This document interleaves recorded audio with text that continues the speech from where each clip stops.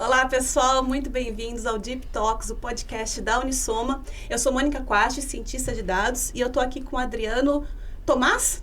Nunca perguntei. Tomás. Estou aqui com o Adriano Tomás, Isso. meu colega, para a gente conversar sobre inteligência artificial com gente fera da área. Só vem gente fera aqui. É isso aí. A gente está construindo o canal, estamos começando agora, então a gente quer muito ouvir a opinião de vocês. O que vocês estão achando, estão gostando?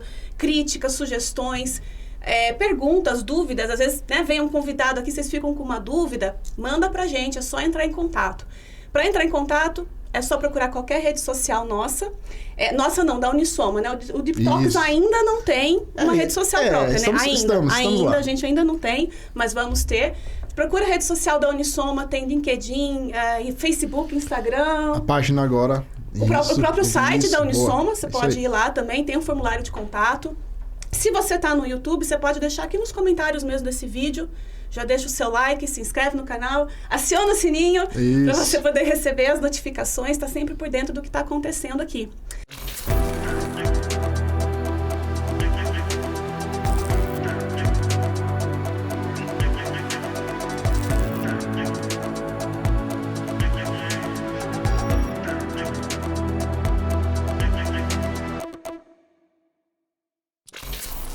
E aí, Adriano, com quem que a gente vai conversar hoje? Vamos lá, sobre né? o quê? O assunto hoje é muito legal. Bom, eu sou Adriano Tomás, a Mônica já me apresentou, sou especialista em negócio pela Unisoma e é sempre uma satisfação, né? A gente falar aqui sobre temas envolvendo inteligência artificial. O assunto hoje aqui no Deep Talks é inteligência artificial no agronegócio. E, obviamente, né, para dar contexto aqui, são muitos assuntos, né? Nessa tarefa da gente entender melhor esses assuntos que abordam a inteligência artificial, trazemos sempre convidados com muito conhecimento, né? Convidados de peso. Experiência, né? exatamente. Tá ali na mão na massa exatamente, também, né? É isso aí. Hoje nós temos aqui a Juliana Simões. Bem-vinda, Juliana. A Juliana é bacharel em matemática aplicada, computacional pela Unicamp, né? Mestre também em engenharia elétrica pela Unicamp. E hoje é sócia, né? Gerente executiva da Unisoma. E nosso Eduardo Milanês, muito bem. Formado também em engenharia mecânica pelo ITA, mestrado em pesquisa operacional pela Unicamp. Atua hoje como diretor financeiro da Unisoma e também é um dos sócios. Bem-vindo mais uma vez participar do nosso episódio aqui do Deep Talks. Muito legal estar aqui, mó responsa, né, Eduardo? Fala da agro. Boa. Um mercado tão amplo, né? Eu falei que tem muito, vamos focar aqui, porque é um mercado muito grande, exatamente, né? Por isso que a gente traz vocês, né? Porque vocês têm ali a experiência de saber o que é ali ponto crucial mesmo, né, do assunto. Isso que é legal. Verdade. Bom, eu vou começar perguntando pro Eduardo. Eduardo, conta aí pra gente, quais os impactos, né, da inteligência artificial no agronegócio, né? Eu sei que a gente trabalha muito ali com um planejamento otimizado, né? O que tem de importante ali, o que traz, né, de ganho pro agronegócio a gente ter um planejamento otimizado ali? Bom dia, Mônica, bom dia, Tomás, bom dia, Juliana. A área de planejamento, a área agrícola, né, é uma das vocações do Brasil, né? Então, todo mundo fala que o Brasil é o celeiro do mundo. O Brasil, vamos dizer assim, se distingue dentre os vários países do mundo por tecnologia, por conhecimento, por experiência. Então, a gente tem aí o setor de cana, que o Brasil se destaca mundialmente em termos de produtividade, de escala. A gente tem a produção avícola, que é também enorme aqui no Brasil, né? As cadeias de produção florestal, de celulose, de eucaliptos. Então, o próprio produção animal de bois. Então, assim, o Brasil realmente tem uma escala enorme em termos de produção avícola no sentido mais amplo, né? E aí são duas características fundamentais, vamos dizer assim, para a gente dizer quão importante é o planejamento otimizado dentro dessas cadeias, né? Primeiro, naturalmente, a escala, né? Então, a gente está falando de grandes corporações com milhares de fazendas, com milhares de cooperados, com milhares de talhões, enfim, onde você tem uma escala muito grande, então, que justifica aí você ter um olhar mais apurado na hora de fazer o planejamento das atividades de operação, né? E outro, obviamente, é a questão da complexidade, né? É difícil você Se você tem uma fazenda, se você tem um lote de frangos, e você só tem que olhar para o seu umbigo, fica mais fácil de você tomar uma decisão. Mas quando você está olhando para o conjunto de lotes que você tem que manipular, então a complexidade é muito maior. E aí justifica você fazer o aporte de modelos de inteligência artificial para ter uma otimização dessas cadeias produtivas, né? No fim das contas, fazer o melhor uso possível dos recursos e extrair o máximo possível do resultado. Você falou em escala, né? Nosso país é um país continental, então imagina-se que pela questão das plantas, pela questão da localização, pela questão da distribuição, né? De onde isso acontece também, na distribuição depois, quando você vai entregar esse produto. E o Brasil também é um grande exportador desses produtos, né? Exatamente. E quando você faz um planejamento desse, você olha para tudo isso, até a hora que você manda isso, né? Você exporta esse produto, você consegue capturar toda essa sequência de... É um algoritmo ali praticamente, né? Esses passos que vocês têm. Esse planejamento, ele aborda tudo? Aborda tudo. Ele parte desde o lado do que a gente fala dos modelos de crescimento, né?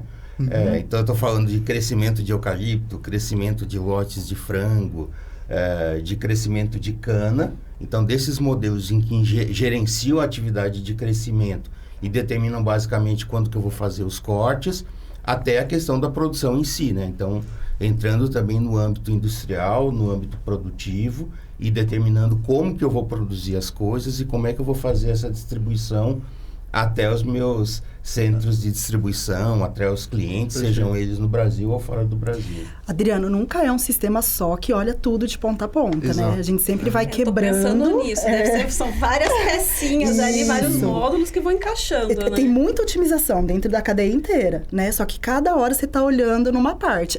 Essa parte agro, gente, ela é campo, né? Ela tá sempre fadada ao clima, né? Então, choveu muito, não choveu...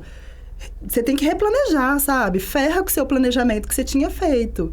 E aí, como que eu faço isso, né? Hoje a gente tem muitas informações de dados, né? A gente se baseia também, né, em toda essa complexidade de dados que a gente acaba tendo e faz toda essa análise para poder fazer um replanejamento bem feito, né? Perfeito. E muda completamente. Depois a gente pode entrar aí nos temas do que acontece quando tem um problema climático. Exato. Isso é uma questão muito específica, né? De um problema agro. Além dessa questão do clima, porque realmente a gente não pensa nisso, né? Não. A gente trabalha com otimização num setor e os modelos que nós vamos aplicar são praticamente iguais, mas tem coisas muito específicas, né? A gente fala de cada área, né?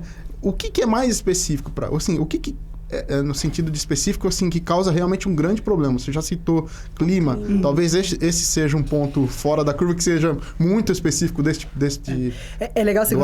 eu falo, quando você está fazendo uma coisa, está fazendo um parafuso. Você sabe exatamente o que tem que entrar ali, sim, né? Você vai fazer um calçadinho. Né? É mais controlado, É mais né? controlado o que entra, os insumos que entra para você fazer um calçado, né? Aí, a gente está falando de cana, por exemplo. O ano passado, o pessoal sofreu muito, porque não choveu. Sim. Ah, tá. E aí, o que eles estavam esperando de chegar a cana... Eu vou contar uma história engraçada, né? Que meu pai é técnico agrícola. Eu nasci numa usina de cana-de-açúcar. E sempre eu ouvi ele falar, assim, da safra de cana. E falava, começou a safra, acabou a safra, o que é? E eu nunca me dei conta. Eu sempre amei matemática e queria desbravar isso na prática. Mas nunca me dei conta que ali na parte, né? Cana-de-açúcar, mas o que dá pra fazer? É safra? Não é safra? E aí você vai se dando conta mesmo, assim, do clima. Quebrou as usinas o ano passado, assim, porque eles esperam, tem que chover, porque a cana... É esperado chegar uma quantidade de cana que vai gerar uma quantidade de TCH que eles falam, que é o que vai me gerar o açúcar, ou o etanol, certo, no caso. E se não chove, quebra. Então, o que você estava esperando chegar uma quantidade, ela vai chegar uma quantidade muito menor. E aí, o que eu faço? E outra, não choveu ou o clima não foi favorável para tudo que eu estava esperando daquela cana...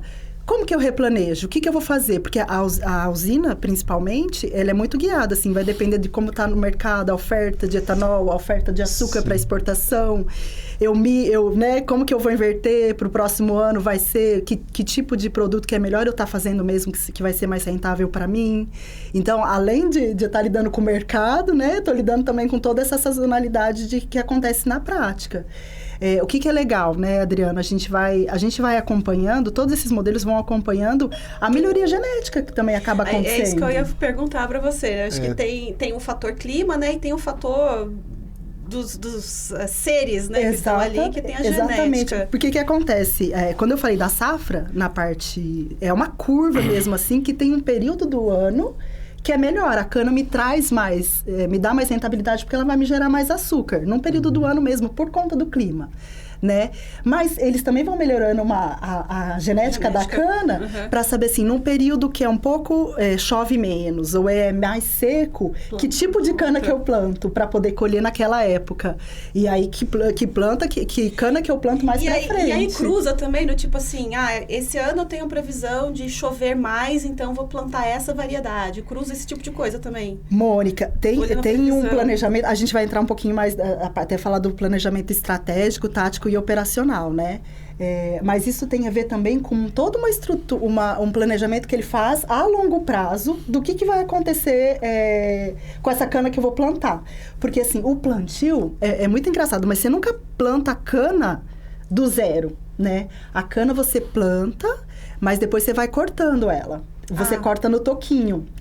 Então, existe um sistema mais estratégico que vai fazer esse estudo, já considerando um monte de variáveis aí, mas para saber o que eu vou plantar. Porque também eu tenho orçamento. É caro plantar, né? Sim. Eu refazer o solo ali e plantar. É caro, não é barato. Quais são os melhores talhões para eu poder fazer isso? O que é o talhão? O talhão é o campo mesmo, só que é um pedaço de terra lá. Fazenda. A fazendinha, que aí a gente já define. É um termo super usado, né? Todo mundo fala talhão, assim, né? Porque o pessoal da área fala talhão, é tipo, joga assim, todo mundo sabe o que é, né? Não, mas vocês ouvem muito falar talhão, bloco. Assim. No fundo é uma fazenda mesmo. E aí é o nível de decisão de você tá indo colher, né? Então, se é um bloco, ele é pequeno, eu vou buscar ele lá inteiro. Quando eu for colher, eu vou trazer ele para a usina inteiro. Essa é a minha variável de decisão. O que eu vou plantar naquele bloco, naquele pedaço de terra ali, né? E aí, até me perdi que eu tava falando aqui. Você estava falando do planejamento estratégico, né? Mais a longo prazo. Aí, o que acontece, Mônica? Então, esse planejamento estratégico, ele vai decidir nos próximos anos, já olhando um horizonte à frente ali, 4, 5 anos, que talhões que eu vou plantar no próximo ano. Só que daí, no próximo ano eu plantei... Eu não vou plantar no outro, né? Eu vou esperar, porque assim, a cana, para você replantar ela, vai demorar pelo menos uns 6 anos. Antes do sexto corte, você não planta então, de novo. Você corta um ano, aí ela cresce de novo, você corta um outro... Exatamente. Essa questão do melhoramento genético, né? No fim da história, você acaba fazendo isso, né? Eu vou fazer toda essa jogada. Você já começa a planejar isso antes de pensar em colher, você já começa a pensar Exatamente. Como melhorar, né? De acordo com aquilo que você tem, não só de demanda, mas aquilo que você tem do próprio talhão. Exatamente, da característica ali, né? Da característica do solo que tá ali. Então, isso que é legal dos dados, né? A gente vai trazendo muita informação de que solo que é ali, o que é melhor tá plantando, o clima da região, né? Como que tá... O agronegócio em si, né? O Eduardo deu vários exemplos aqui, né? Quem fala agro, pensa que é uma coisa muito específica, né? Mas tudo que... Como você define agro? A gente não tá aqui para discutir, né, essa definição, mas quando você olha para esses exemplos que vocês dão em agro, né? Então, vocês falaram de produção animal, a produção vegetal, corte de cana, corte de eucalipto. Isso eu achei bem legal, porque assim, na minha cabeça é só produto que a gente consome em comida. Só comida, É só comida, Exatamente. e não é só comida. Não é só comida, né? Ou seja, veio da terra, pensamos que era um agro, né? Pensamos assim, né? E aí você trouxe uma especificidade muito curiosa, porque é algo que a gente, em modelagem, a gente às vezes esquece, né? Isso eu acho muito interessante. Eu tive recentemente a oportunidade de visitar fazendas que são muito manual. E aí o Eduardo trouxe um assunto que é justamente isso. O Brasil hoje é líder de tecnologia de cana, né? Sim. E você falou que o Brasil é pioneiro, eu acho que em vários assuntos ali do agro, né? Sim, principalmente em evolução genética, isso. né? Das mudas, dos animais, né? E vocês trabalham com isso há muito tempo, né? Então vocês meio que pegaram essa transição daquilo que era muito manual, ou seja, ou mesmo manual no sentido de não ter maquinário, mas muito na experiência do produtor, do feeling do produtor, feeling, né? E pelo que vocês falam, não tem ano igual ao outro, né? Não. Quer dizer, mudou essa história, né? Sim. Antes era tudo muito, né? Muito safra, muito bonitinho, ajeitado. Agora não. Como é que lida com isso? E esse tipo de planejamento está bem lá na origem do trabalho da Unisoma, né? Exato. Então, dos primeiros trabalhos que a gente fez, tinha a ver com o planejamento florestal de longo prazo do eucalipto, né? Então, o eucalipto, parecido com o caso da cana, que a Juliana estava comentando, você tem uma idade certa ali para cortar o lote, né? Tá. Entre 6 e 7 anos, aí vai depender de outros fatores, de variedade genética, do solo, do clima. Enfim. Então, você tem que programar para o tempo inteiro você estar cortando a madeira, mas você tem que estar olhando lá no futuro para que... Não adianta você resolver o problema hoje, abastecer a planta, e daqui a 2 anos você não vai ter madeira para fazer isso. Então, você tem que ter essa visão de longo prazo, plantar hoje para daqui a tanto tempo na frente funcionar. Mas a expectativa era um pouco mais controlada, me dá essa impressão. Não sei se eu estou errado nessa visão. Algo assim, é a questão da safra, né? Eu sei que vai acontecer isso, né? Não sei se eu estou meio enganado pelo que vocês estão dizendo, mas tá parecendo que está mudando muito rápido essa questão de clima. A gente está vivendo secas e secas, né? E tempos... talvez o aquecimento. Aquecimento, quer dizer, isso está mudando também. Antes me parecia ser algo muito mais controlado nesse sentido. Não sei se eu tô... Previsível, talvez. Sim, porque aí também entra, né, um outro aspecto importante aí do planejamento, que são os modelos preditivos, né? Que a Mônica conhece bem. Então, na hora que eu vou ter um planejamento otimizado, eu tenho que fazer uso de curvas de crescimento, por exemplo. Então, eu tenho que saber, esse eucalipto, qual que vai ser a performance dele daqui a 6, 7 anos, 8 anos, naquela condição específica, para dizer exatamente, então esse cara eu vou cortar com 6 ou 7 anos. O meu lote de frango, eu tenho que ter aquela curva de crescimento dele para saber se eu vou abater ele com 40 dias, com 45 ou com 42 dias, né? E esses modelos são razoavelmente, vamos dizer assim, robustos, né? No sentido, ou assertivos, né? Que é uma palavra que o pessoal usa hoje bastante. Isso. No sentido de que eles dão uma estatística boa, né? Do que vai estar acontecendo lá na frente. Legal. E ele vai aprendendo, né, Edu? Conforme vai tendo toda essa evolução, ele vai aprendendo junto. Essas mudanças, né? Vai mudando. Elas entram junto, né? Vai mudando, tem que entrar, tem que atualizar, porque senão ferra meu planejamento também, né? Legal.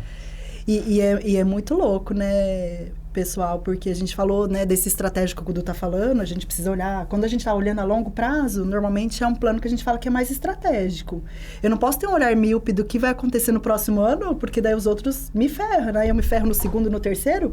Porque vocês concordam? É uma cadeia, vai acontecer. Sim. Depois não tem mais, né? Eu fico sem margem de manobra. Então, eu tenho que olhar a longo prazo. Só que o operacional dessa cadeia é muito louco, assim, né? Como que é colher a cana no campo? Ô, Ju, vamos só cortar, né? Aqui. Não, vou dar um passinho para trás. Aí você está falando de estratégico, operacional, o que é isso? Isso que eu estava falando para vocês, que são esses vários cortes que a gente acaba fazendo ali, né? A gente nunca tem um sistema que está olhando tudo ao mesmo tempo, porque é inviável, né? O número de variáveis de decisão disso, né? Então, a gente falou muito desse estratégico, que está olhando anos à frente. Tá. Quando a gente fala muito de um sistema mais tático, é um sistema que eu estou rodando agora, estou fazendo meu planejamento mesmo para o ano que vem. Então, eu estou olhando um tático ali, os próximos 12 meses. O que vai acontecer? Tá. Você tem um pouco mais de certeza também, né? Isso, eu tenho um pouco mais de previsibilidade. Daí, eu estou olhando ali no próximo. Então, vamos fazer umas simulações de como que vai estar o mercado. Será que... Eu falo muito de cana, que é o que eu tenho bastante experiência, mas vale para tudo ali, né? Como que vai estar o mercado, o que eu vou... Vai ser um ano mais açucareiro, vai ser um ano mais alcooleiro. Aí, eu não queria falar a palavra, mas eu acho muito bom. Alcooleiro. E aí, isso que a gente chama de mais tático, né? Eu tenho um pouco mais de previsibilidade, estou olhando o ano à frente. Dado meu orçamento, como que eu vou fazer, o que eu vou produzir, né? O que eu vou vender, que contrato que eu já tenho previsto para o próximo ano e tal. E aí, a gente depois cai, Mônica, no nível operacional mesmo. Aí eu tô olhando assim, no próximo mês, né? Eu tenho que ir lá buscar a cana no próximo mês e eu tenho as frentes de colheita. É difícil colher a cana lá no campo, né? Não é fácil. Lá eu tenho maquinários, então tem que ter o tratorzinho bonitinho que vai lá, pega a cana, joga no caminhão, o caminhão vem e traz pra usina. A usina não pode ficar desabastecida, né? A usina tá lá trabalhando. A cana tem que estar lá, não pode faltar cana. Mas eu imagino que também chegar cana demais também não... Também não pode, também não é bom, porque não tem como você estocar ali no pátio, né? não tem como. E aí, como fazer toda essa logística de buscar com os caminhões? Eles têm muitas vezes, tem frotas de caminhões próprias ou que contratam de terceiros. Como que eu faço esse contrato, né? Esse de terceiros também. Se eu fiz um contrato com o terceiro, eu tô pagando ele. Então, eu tenho que falar o que ele tem que buscar. Então, todas aquelas quantidades de cana que estão no campo, que a gente falou, tá lá na terra e eu tenho que buscar, eu tenho que fazer toda essa logística, né? Então, uma frente de colheita tem todos os equipamentos, né? Tem a colhedora, tem o trator, não sei o que. Ele tá lá. É toda uma engenharia que você tem que ir lá levar para poder colher aquilo e depois daquele pedaço de terra, naquela fazenda que ele tá, ele vai se deslocar para outra. Então, assim, esse tempo também de deslocamento entre esses blocos de terra, né? Essas fazendas, elas não podem ser muito longe. Os talhões? Os talhões, agora você aprendeu. Não pode ser muito grande, porque senão eu deixo a usina desabastecida.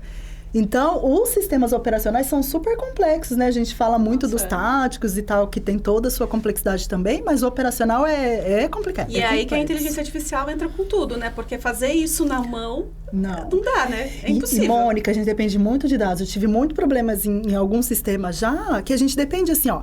Aquele pedaço de terra, ele é ruim de passar. Tem árvore no meio. Como que eu passo? Nossa. Você entendeu? Às vezes, assim, você olha o mapa, é tão bonitinho, né? A distância daqui até ali é 50 quilômetros. Só que tem um rio que passa no meio. E aí, como que ele vai fazer? Ele vai ter que dar uma volta gigante. Exatamente. Então, um percurso de 50 quilômetros que para ele fazer em 1 hora ali, porque é doído, ele vai demorar 4, 5. E aí? Vai dar tempo? Não vai dar tempo. Então, esse caminho eu nunca vou poder fazer. Desse lugar daqui para ir buscar lá, eu não posso. Tem que pegar de outro lugar. Tem que pegar de outro.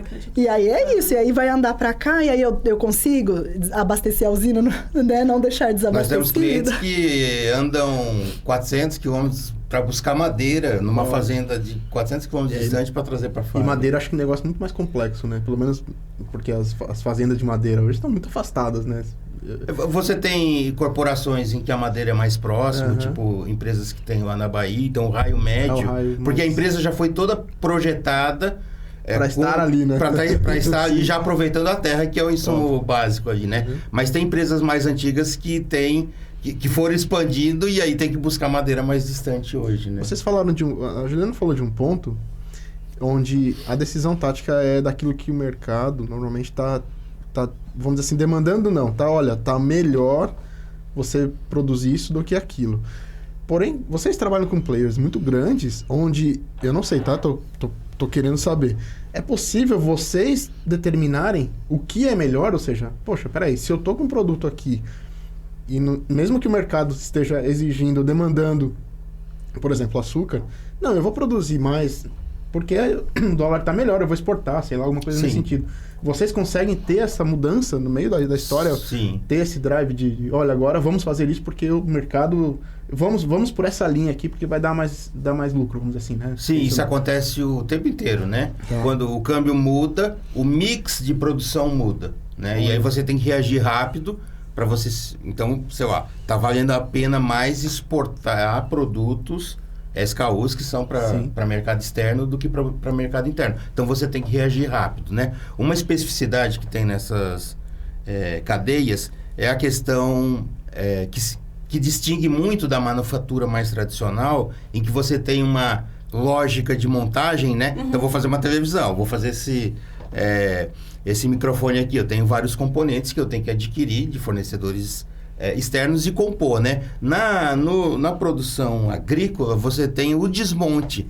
Então, você desmonta o animal, né? É uma coisa meio triste de falar, Sim, né? sim. Mas você pega o frango, tira peito, tira perna, coxa, sobrecoxa. Você desmonta o boi. Você desmonta milho. De milho, você tira farinhas com granularidades diferentes para fazer... Verdade.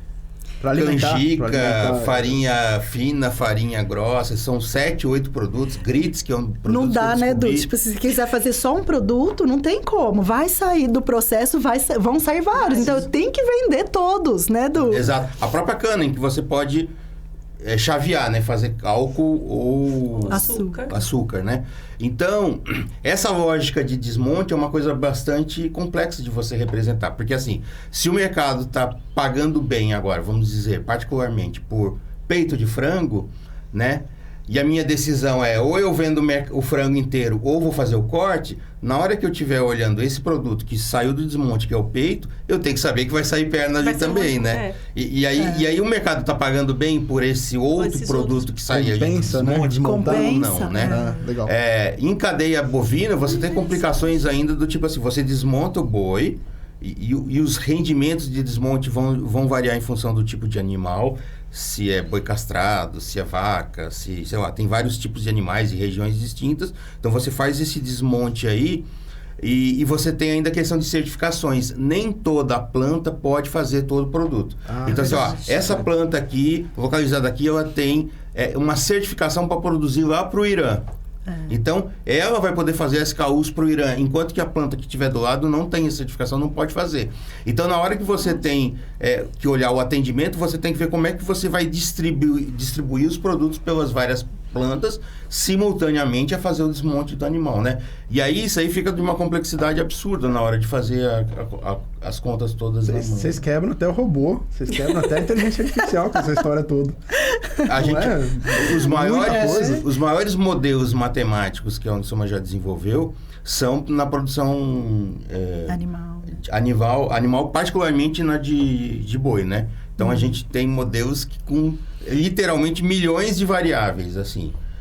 A originação, o desmonte do animal, o inbound, para onde que eu vou direcionar cada animal, a transferência de quartos entre frigoríficos, porque eu posso ter um frigorífico que eu mato o boi, eu faço o primeiro corte, só que eu não tenho capacidade de fazer toda a desossa. Então, eu tenho que transferir para um outro frigorífico que vai conseguir. Ainda tem uma segunda etapa nessa história. Tem transferência de intermediários e o outbound, né? Que planta vai atender que mercado também. Perfeito. E o Du tá trabalhando agora com industrializado também, né, Du? Ainda chega a ter a briga ali ainda de mandar matéria-prima para industrializado para poder fazer e aí tem decisões do tipo assim, né, Juliana? Eu tenho lá um produto do corte, que não, um produto de dianteiro, por exemplo, que não são as carnes mais nobres, né? O que é melhor eu fazer? Eu vender no mercado de in natura aquele produto, ou eu processar e gerar o que eles chamam de produtos industrializados, né? Conserva, linguiça, salsicha, hambúrguer. Então, eu posso processar aquele... Então, o que é melhor do ponto de vista de resultado, né? Bom, é extremamente, assim, detalhado, né? O processo todo. E essa decisão é assustadora, né? Eu imagino se alguém me convidar sem qualquer planejamento e falar assim, ó, você vai trabalhar nisso. Estou fora, né? Se não tiver algo para me ajudar, é praticamente pensar em tudo, né? É impossível, não dá. Não tem. Muito louco isso. Não tem. O cérebro humano não consegue. Nesse nível, não. Muito legal. O que se fazia... O que esse cliente nosso, que eu comentei, esse modelo gigante que a gente fazia antes... Ele fazia um planejamento, as coisas andam, né? De alguma forma... De alguma forma ele resolvia o problema aí. Só que ele fazia de uma forma muito simplificada. Então, assim, ele conseguia achar uma solução, mas que estava longe de um resultado otimizado do ponto de vista... Eu fico imaginando o boom que eles tiveram, né? Eu lembrei de uma coisa que agora, um vídeo que tá rodando por aí, que um rapaz vira assim, nossa... Como é que as pessoas faziam para entregar pizza antes de existir o GPS? Bem por aí, tipo isso, né? Tipo isso. Aí eu pegava um livro, assim, que tinha um monte de mapa, né? A cidade era toda quebrada. Aí eu abria, assim, ó. Eu lembro disso, aí pra São Paulo, né? Era um dia. Não, imagina que fazendo um paralelo aqui, imagino que eles tinham também talvez um guia pra isso, né? Olha, segue mais ou menos uma cartilha aqui de algumas coisas. Eles tinham, assim, eram que a gente chama de heurísticas, né? Vou gastar aqui, né? Heurísticas são o quê? A gente usa heurística no dia a dia da gente, né? Que são, assim, são regras de vida mesmo que você tem, baseado na sua experiência, né? Exato. Então, assim, eu vou olhar, na hora que tiver atravessar a rua, eu vou olhar porque é perigoso, né? Mas eu vou olhar mais pro lado que tá vindo o carro do que o outro. Mas às vezes acontece que vem um maluco, né? Então assim, esse pessoal... Tinha um caso bastante interessante de uma empresa de produção avícola que tinha uma das decisões mais importantes da empresa que tinha a ver com o alojamento dos lotes de frango, né? Então, para onde que o cara mandava os lotes de pintinhos que o avicultor que ia cuidar? E esse cara fazia isso na mão, e ele fazia há muito tempo. E era uma decisão, assim, que grande parte do custo da empresa estava sendo agregado naquele momento. Era uma decisão, assim, ele tinha que fazer essa alocação da melhor forma possível. E quando ele saía de férias, o negócio meio que desandava, assim. Olha. Então, ele voltava já apagando um monte de fogo, porque ele sabia fazer aquilo ali, ele tinha muita experiência, anos de experiência, de alguma forma ele sabia fazer. Mas não era melhor com ele. Não era um conhecimento que estava enraizado dentro da empresa, sistematizado, era uma coisa que dependia de uma habilidade manual de uma pessoa. Eu fico imaginando, quando vocês pegaram um cliente desse, lá atrás, e deram esse planejamento. Eu fico imaginando qual que foi o boom disso? Qual que foi o nosso ganho? Assim, vocês têm ideia? Isso é possível de ser comentado até? Como que foi isso para o cliente? Ele falou, como que ele recebeu isso?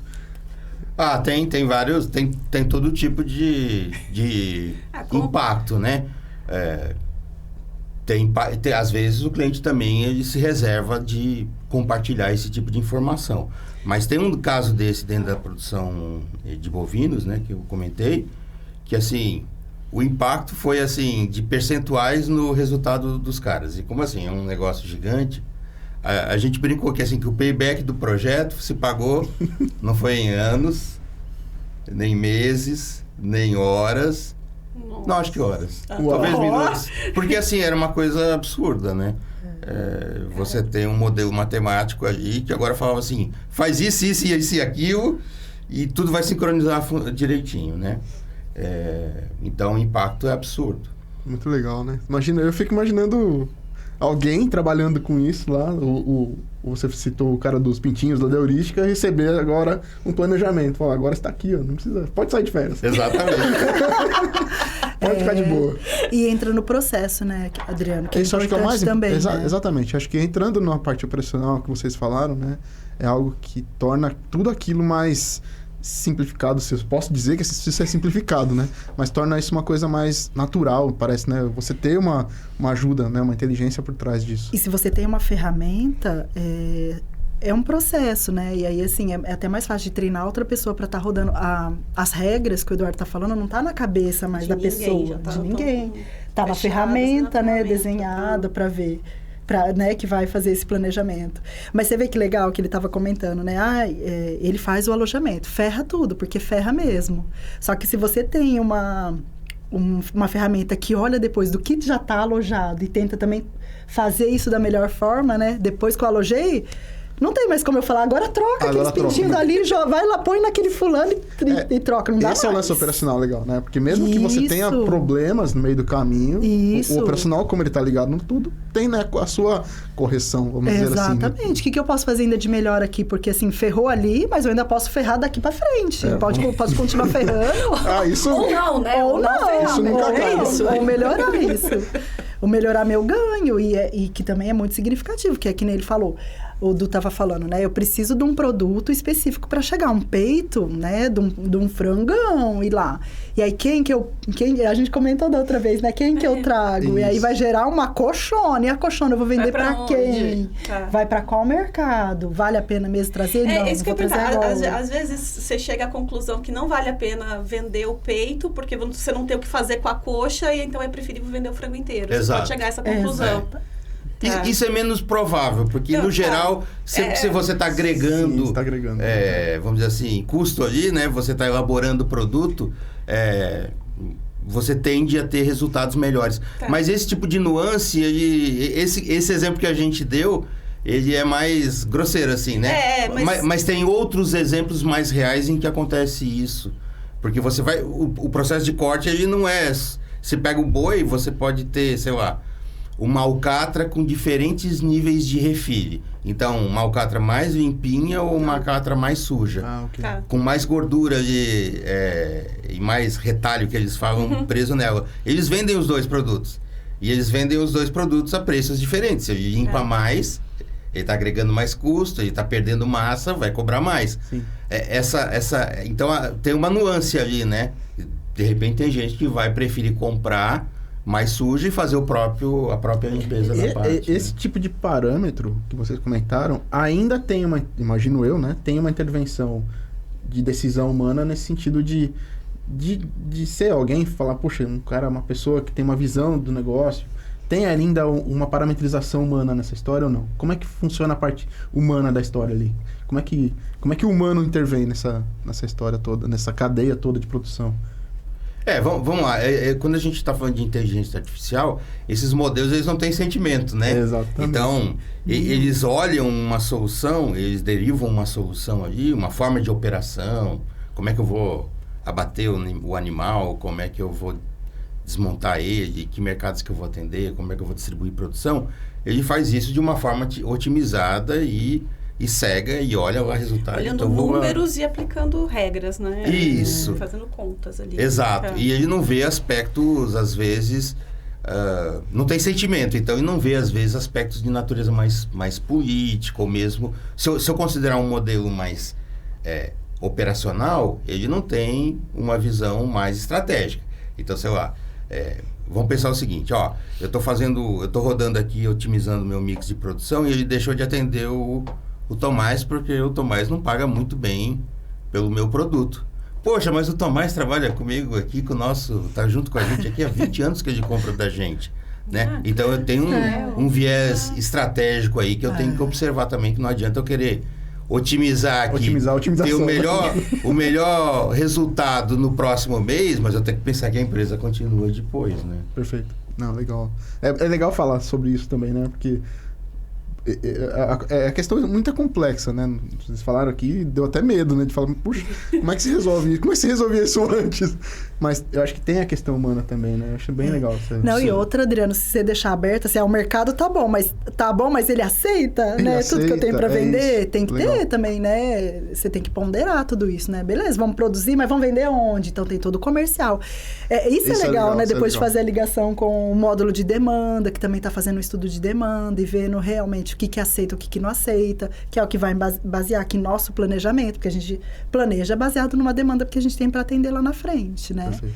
Então, aí a gente faz toda a amarração ali, né? Todo o módulo ligado. Tem estudos mesmo de demanda que vão mudando, a pandemia mudou, mas eu tenho que replanejar, né? Baseado nessas demandas também. E a pessoa que está ali por trás, o módulo de demanda não funciona sem uma pessoa ali por trás também calibrando e olhando, não, beleza, realmente o histórico está me contando isso, mas eu sei do que está acontecendo aqui na prática, eu preciso intervir, porque não adianta só eu confiar. Vou fazer uma campanha de marketing. Exatamente. Eu sei que eu vou... Sim. Eu vou vender, né, por conta da campanha. Então, tem tudo isso, mas o humano é muito importante ali, né, por trás. A inteligência artificial veio para ajudar, né? Mas não substituir. Não substituir, totalmente, Legal, não tem legal. como. Isso é legal falar, isso é bem bacana. Bom, acho que o nosso tempo está encerrando aqui. Uma pena. Tá acabando. Muito bom ter você. Não, a conversa vai longe. Conversa vai longe.